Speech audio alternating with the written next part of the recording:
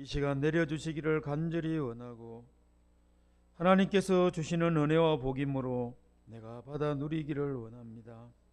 이 시간도 역사하시고 이 은혜와 복을 받아 누리며 살아가기까지, 주님께 영광 돌리기까지 주님께서 허락하시고 도와주셔서 모든 영광 받아 주옵소서. 삶을 통하여 하나님이 영광 받아 주옵소서. 이 시간도 주님께 모든 것을 부탁드리옵고 예수님의 이름으로 감사하며 기도 올리옵나이다. 아멘. 지난 한 주간은 명절도 있었고 참 아쉽지요. 끝나고 나니까 다시 일상으로 이제 돌아왔습니다. 일상으로 돌아오는 것이 조금 아쉽긴 해도 또 한편으로 생각해 보면 평범한 일상임에도 불구하고 그 일상으로 돌아오지 못하는 사람들도 있다라는 것을 생각해 보면 조금 위로가 되고 감사하시기 바랍니다. 우리에게는 하나님께서 주시는 놀라운 일상의 삶들이 있습니다. 평범한 것 같고 반복되는 것 같고 별 의미가 없는 것 같아도 그 일상을 누리지 못하는 사람들을 생각해 본다면 얼마나 우리에게 복된지 모릅니다. 주님의 이름으로 오늘 그 예배에 나오신 모든 분들을 환영하고 축복합니다. 우리가 지금 계속해서 마태복음 5장 1절에서 12절의 말씀, 이 산상수훈이다라고 말씀도 하고 팔복이라고도 이야기하는 이 마태복음 5장의 1절에서 12절 말씀을 계속해서 살펴보고 있습니다. 예수님께서는 제자들이 천국의 삶을 깨닫고 누리기를 원하셨습니다. 그래서 예수님은 이 천국 복음, 산상수훈, 이 땅에 살아가는 성도들이 누려야 될 8가지의 복된 삶을 하나씩 찬찬히 가르쳐 주셨습니다. 그런데 이 삶이 보니까 역설적인 삶이라고 그랬습니다. 이 세상에서 과연 이 삶이 가능할까 싶을 정도로 제자들이 듣기에는 참 어려운 삶이었습니다. 살아내기는 더욱더 어려운 삶이었습니다. 강한 로마 제국 아래에 살고 있는 이 연약한 식민지의 유대 백성들에게 예수님께서 이 하나님 나라의 삶을 이야기하시니 그것이 그들이 받아들이기도 어렵고 살아내기도 어려운 삶이었습니다. 그러나 그 삶을 이야기하시는 예수님, 진지하게 또 차근차근히 말씀하시는 그 삶을 우리가 계속해서 지금 나누고 있는데, 너 하나님 앞에 나와야 한다라는 말씀과 또 입술에 주목해야 된다, 말씀에 집중해야 된다라는 것을 우리가 첫 시간에 나누었습니다. 그리고 이어서 그 8가지의 복된 삶을 하나씩 나누면서 지금까지 왔는데, 심령이 가난한 자들은 천국의 복을 누린다라는 말씀을 하셨습니다.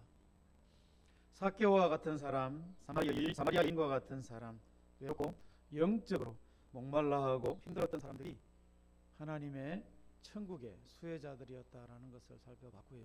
두 번째 복은 온 애통하는 사람이 하나님의 위로의 복을 받는다라는 것이었습니다.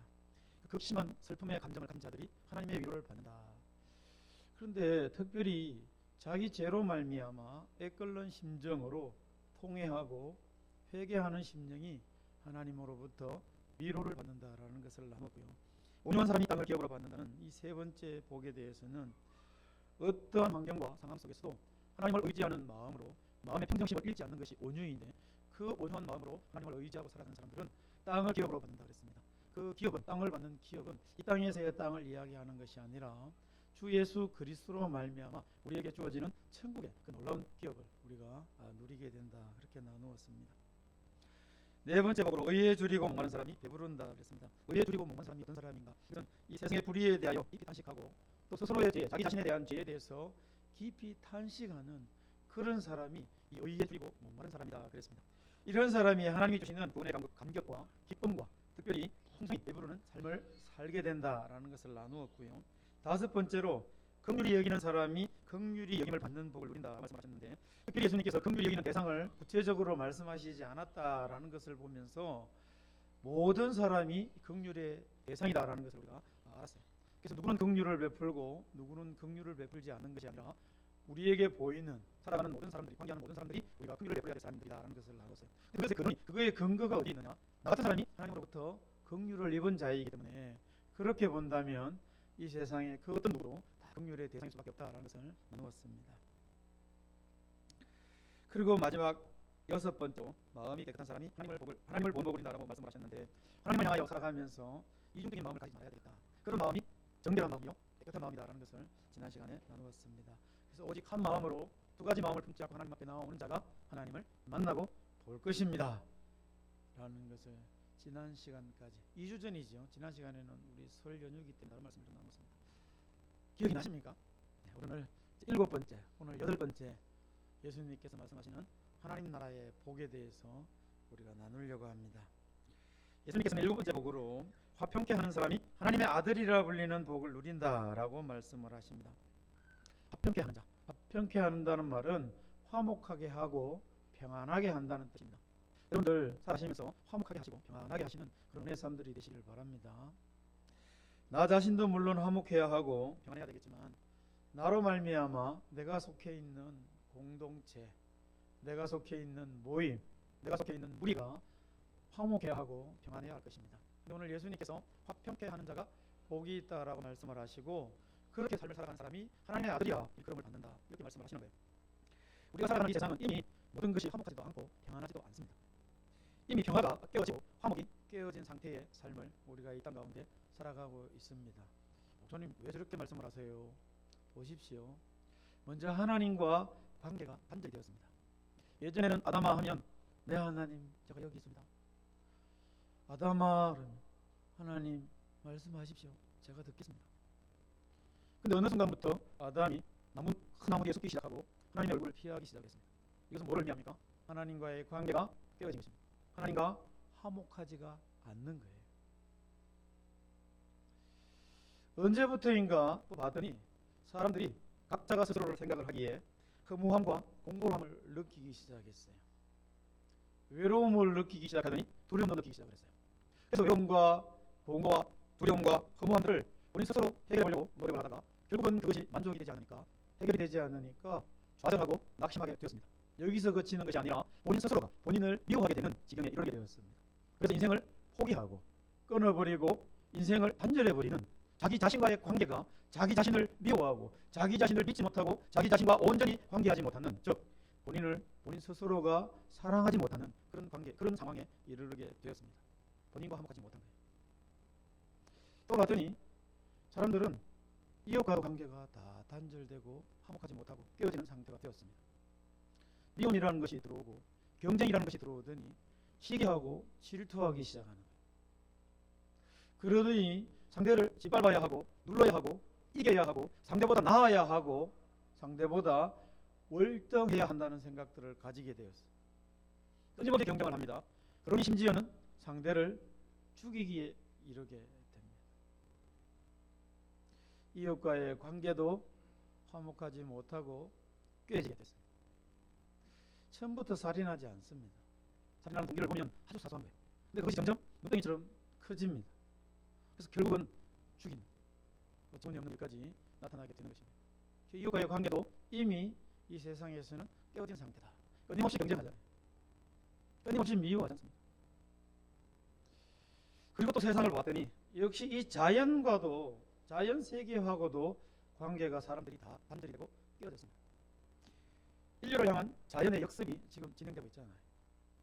환경의 재앙, 기후의 재앙이 빈번해지는가 싶더니 급기야는 어떻게 됩니까? 그 위력이 점점 더 세지고 위력적이게 됐어요.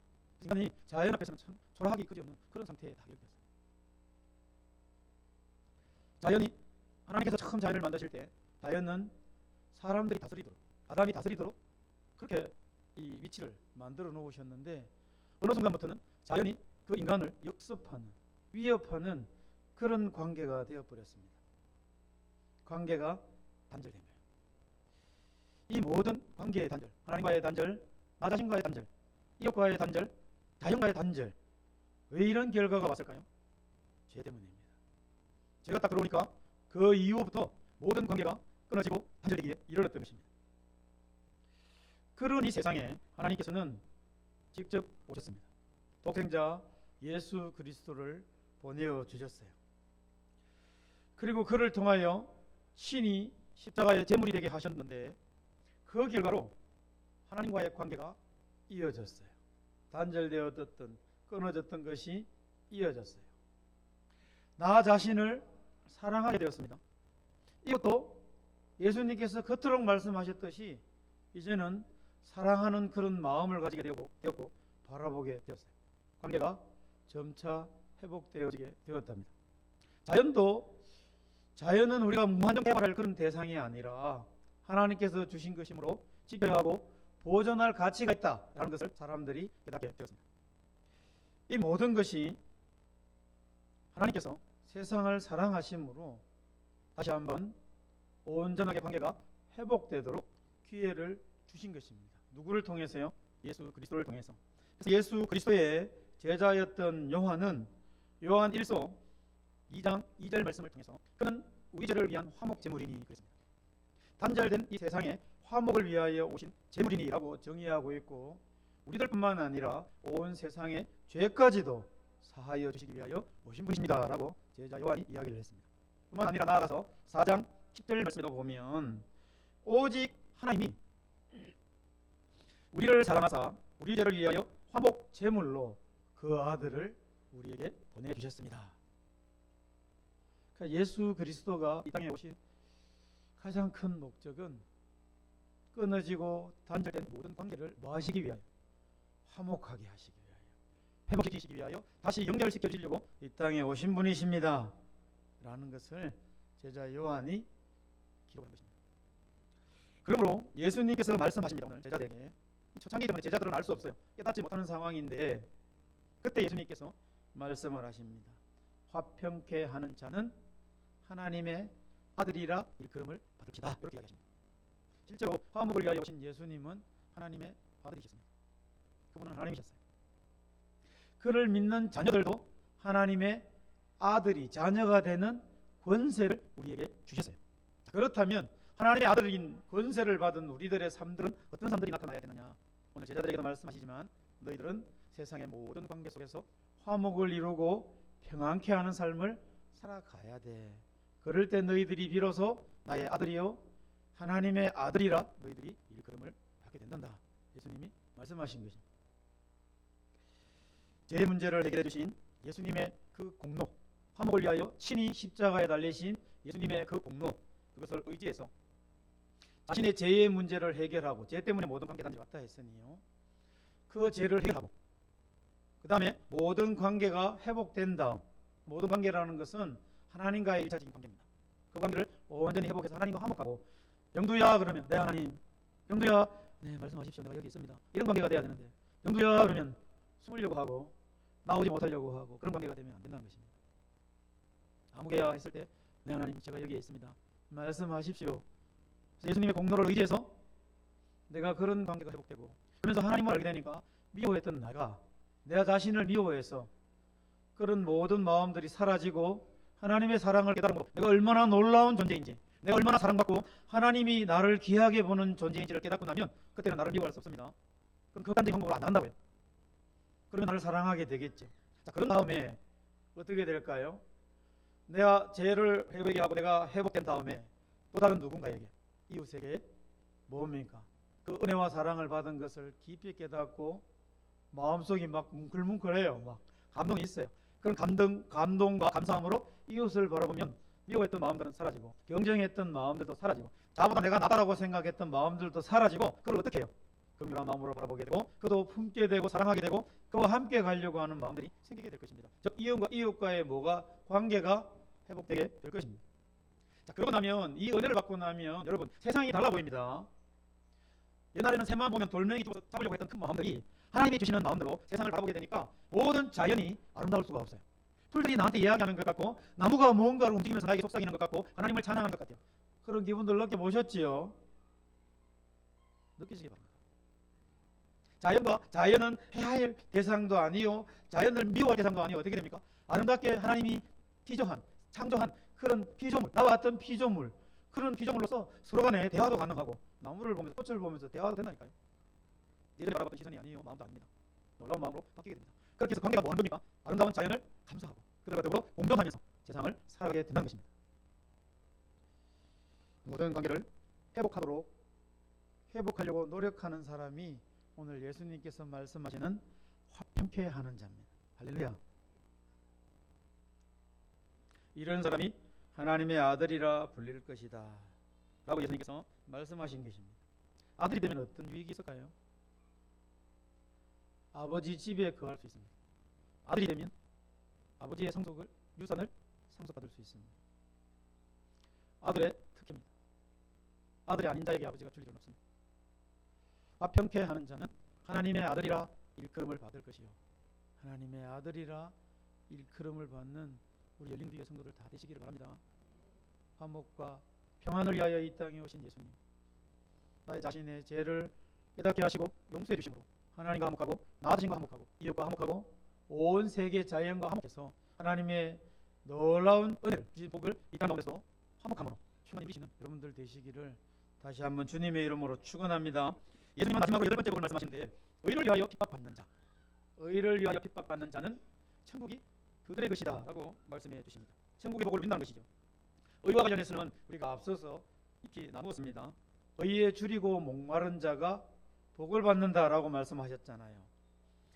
근데 이 의의 앞에서 말씀하신 의는 이 세상의 도덕과 윤리, 이런 것들이 다 사라지고 무디어지고 불의가 득세하고 일어나는 그런 세상, 그런 현상들을 바라보면서 깊이 단식하는 것, 사람이 의를 가진 사람이다, 의를 위하여 의에 줄이고 목마른 사람이다 라고 나누었고요. 또 하나는 자신의 죄에 대하여, 죄성에 대하여 깊이 탄식하면서 살아가는 사람이 의에 줄이고 목마른 사람입니다 라고 앞에서 우리가 한번 나누었습니다. 지금 8번째 마지막으로 말하는 이 의는 그럼 그런 의인가? 아니에요. 저 의를 위하여 박해를 받는 자는 복이 있나니 그랬습니다. 8번째 복을 말씀하시면서 이 말씀하시는 의는 어떤 의인가? 예수 그리스도를 위한 의입니다. 예수님을 위한 의를 말씀하고 있어요. 왜 그렇게 단정지어서 말씀드릴 수 있느냐? 저 10절 말씀 다음에 이어서 나오는 11절 말씀입니다. 제가 읽어드릴게요. 11절 말씀에 뭐라고 말씀하시는가 하면, 나로 말미암아 너희를 욕하고 박해하고 거짓으로 너희를 거슬러 모든 악한 말을 할 때에는 너희에게 복이 있다라고 이어서 말씀하시거든요. 그러면 저 10절에서 말씀하시는 의는 어떤 의냐? 11절 말씀대로 나로 말미암아 받게 되는 그 핍박과 욕과 거슬러 거짓으로 말하는 모든 말이 그렇게 듣게 된다라는 것입니다.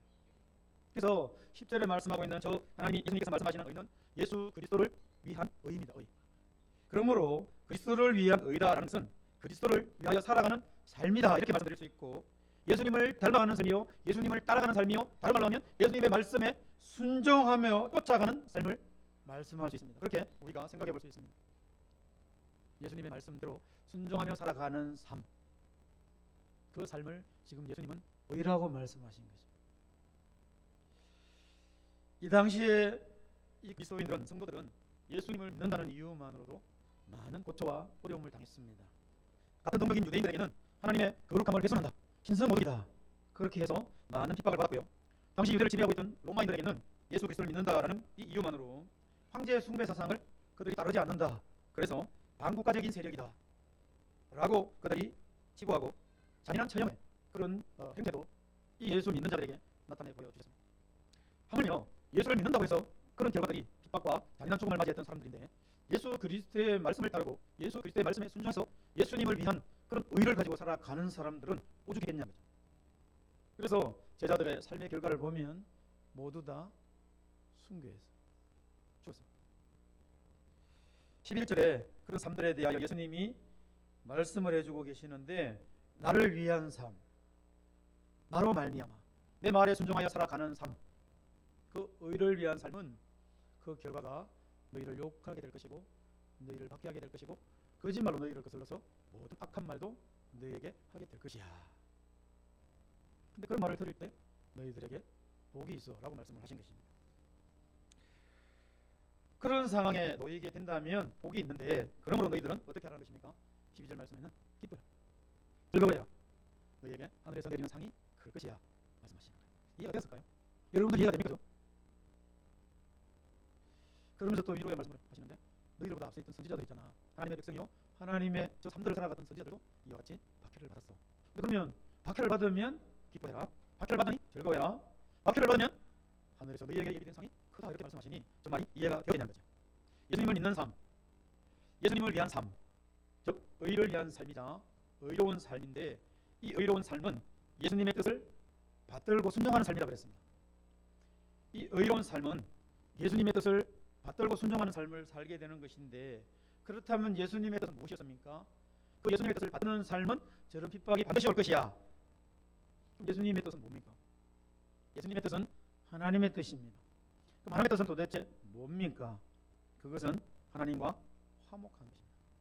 즉 구원 얻는 것이 하나님의 뜻입니다. 이것을 위하여 주 예수 그리스도가 오셨습니다. 그래서 예수님은 요한복음 10장 10절 말씀에서처럼 내가 너희에게 온 것은 양으로 생명을 얻게 하려고 그랬습니다. 생명을 얻어서 이 땅 가운데 풍성한 삶을 살아가라고 말씀을 하셨는데 기뻐하는 삶입니다. 상이 즐거워하는 삶입니다. 그리고 하늘에 상이 있는 삶입니다. 그래서 데살로니가 5장 16절에서 18절 말씀에 항상 기뻐해라. 기도하고 범사에 감사하면서 살아가라. 이것이 너희를 향한 하나님의 뜻이니라 이렇게 말씀하시잖아요. 연결이 되어집니까? 상황과 없이 기뻐할 수 있는 삶이어야 합니다. 상황과 상관없이 즐거워할 수 있는 삶이어야 합니다. 세상 사람들은 상황이 닿지 않으면 포기하고 낙심합니다. 근데 예수님이 말씀하시는 하나님 나라의 삶은 상황과 상관없이 기뻐하고 즐거워하라는 겁니다. 나아가서 너희들을 핍박하고 너희들을 받게 할 때도 그때도 어떻게 하라는 것입니까? 기뻐하고 즐거워하라는 것입니다. 너희를 위한 삶을 살아갈 때는 반드시 핍박을 받을 것인데 나를 위한 삶을 살아갈 때는 반드시 핍박을 받을 것인데 나를 위한 삶이라는 것은 나의 뜻을 나타내며 순종하며 받드는 삶일 것인데 그 삶을 살아갈 때는 반드시 너희에게 핍박이 따를 것인데 그럼에도 불구하고 너희는 기뻐하고 즐거워하라 라고 말씀을 하셨습니다. 그런데 실제로 이 삶을 살아갔던 사람이 예수님의 저 말씀 이후에 나타났어요. 누굴까요? 바울도 물론 그랬지만 가장 가까이에는 스데반 집사가 그 삶을 살았어요. 복음을 전하다가 돌에 맞아 죽어가는 상황이 그에게 발생했습니다. 그러면 돌에 맞으면서도 하나님의 영광을 바라보고 그 영광 곁에 서 계신 예수님 십자가에 달려 돌아가시고 부활하시고 성천하신 이유니까 하나님 영광 보좌 옆에 주 예수 그리스도가 서신 것을 봤어요. 때문에 이 스데반과 같은 그런 집사님의 삶을 통해서 오늘 예수님이 말씀하시는 의를 위하여 핍박받는 그 삶들이 어떤 결과로 나타나는지를 그대로 보여주는 그런 예를 알 수 있겠습니다. 사도행전 7장 57절 말씀에 그들이 돌로 스데반을 치니 그가 뭐라고 이야기하십니까? 주 예수여 내 영혼을 받으시옵소서 그랬어요. 돌에 맞으면서 그러면서 그 다음에 60절 말씀이 우리로 기절하게 만듭니다. 돌에 맞으면서 죽어가면서 무릎을 꿇고 이렇게 이야기합니다. 주여 이 죄를 그들에게 버리지 마시고 그들을 용서해 주십시오. 그 말이잖아요. 그 말을 하고 죽는다 표현을 안 하고 성경은 잔다라고 얘기합니다. 가능할까요? 돌에 맞으면서 돌을 던지는 저들을 용서해 주십시오. 예수 그리스도를 위한 의로운 삶에는 반드시 핍박이 따라오지만 장차 비교도 할 수 없는 영광이 큰 상이 우리를 기다리고 있다는 사실을 잊지 마시기 바랍니다. 그래서 바울은 그도 그런 삶을 살았는데 스데반보다 더 심각한 삶을 살았습니다. 그럼에도 불구하고 그가 로마서 8장 18절 말씀에 이렇게 고백합니다. 생각해 보건대 자신의 쭉 과거의 삶들을 살펴봤자 제가 이미 돌도 여러 번 맞고 죽었었고요. 그리고 이 환난과 배고픔과 굶주림과 그런 엄청난 어려움을 다 겪고 난 이후입니다. 이제 로마로 마지막 붙잡혀가기 전에 이 고린도 교회에서 로마서를 기록을 하면서 이렇게 이야기했어요. 지나온 삶들을 되돌아보면서 내가 삶들을 되돌아보는데 생각해보는데 현재 내가 받고 있는 이 고난은 장차 우리에게 나타날 하나님이 예비하신 큰 상과 비교할 수 없다 이렇게 이야기했어요. 그가 자식이 있었습니까? 그가 무슨 책임이 있었습니까? 그가 지금 자기 옆에 뭐 있습니까? 나중에 보면 그가 이제 1차로 수감될 때는 사람들이 있었지만 2차 때는 다 떠나고 없습니다. 그 일찍 외톨이조차도 없어서 그 외톨이 좀 가져오고 김대기 이야기하면서 그때 정말 마지막 죽기 전 외로웠습니다. 그런 삶이 기다리고 있고 그런 고난의 삶을 살아왔던 바울이 저런 고백하고 있어요. 삶을 살아보니까 생각해보니 정리해보는데 현재의 고난은 장차 우리에게 나타날 영광과 비교할 수 없다. 예수님께서 제자들에게 가르쳐주신 8가지 하나님의 나라의 삶, 그 나라의 삶을 살아갈 때 복이 있다라고 말씀하신 이 삶은 말씀드린 바와 같이 역설적인 삶입니다. 이 역설적인 산상수훈 팔복의 삶은 처음에 말씀드렸던 바와 같이 출애굽에서 이제 광야로 나와서 농사도 없고 오로지 하나님만 바라보고 살아가야 할 그때에 모세를 통해서 10가지의 계명을 주셨어요. 나 외에는 당신들을 두지 말라. 마지막에 내 이웃의 것을 탐하지 말라 라고 10가지의 10계명을 주시고 광야에서 하나님만 바라보고 살아가야 할 백성들에게 그 계명을 주셨다면 그렇게 모세를 통하여 계명을 주셨던 그 하나님께서 이 땅에 오셔서 화목제물이 되시면서 하나님과의 관계, 자신과의 관계, 이웃과의 관계, 모든 세계의 관계를 회복시켜 주시고 화평케 하시려고 오신 그 예수님께서 제자들에게 이제 너희들의 삶은 역시 마찬가지로 하나님만 바라보고 살아가야 할 이 땅의 삶이야. 로마라는 거대한 제국이 너희들을 다스리고 있고 또 이 세상에서는 경쟁이 치열하고 죽이기까지 싸울 것인데 그래서 모든 관계가 틀어질 것인데 그러나 나를 믿고 너희들은 화목한 삶을 살기를 바라고 하나님의 아들이라 너희들이 불려지기를 바라고 그러면서 너희들이 나를 위한 예수 그리스도를 위한 의, 즉 구원의 삶들을 위하여 너희들이 회복된 다음에 그 의를 이루는 삶들을 너희들이 살아가기를 바래. 그러나 이 세상은 광야와 같은 세상이기 때문에 많은 핍박이 있을 것이야. 그럼에도 불구하고 너희들은 그런 상황임에도 불구하고 기뻐하라, 즐거워하라. 장차 너희에게 주실 예비된 영광과 상급과 비교할 수 없는 매운 내가 너희들을 기다리고 있으니 너희들은 이런 삶들을 살아가면 좋겠어. 비록 이 세상이 이해할 수 없고 살아내기에 녹록지 않은 어려운 삶이지만 너희들이 이 삶을 살아가. 그런 사람이 천국을 가진 사람이요, 천국에서 천국을 온전히 누리는 삶이요, 또 그런 사람들이 복된 삶이야 라고 예수님이 가르쳐 주신 것입니다. 살아내시겠습니까? 쉽지 않습니다. 쉽지 않습니다. 쉽지 않지만 우리는 살아내야 될 그런 은혜와 사랑을 이미 충분히 받은 존재들입니다. 그러므로 살아내야 됩니다.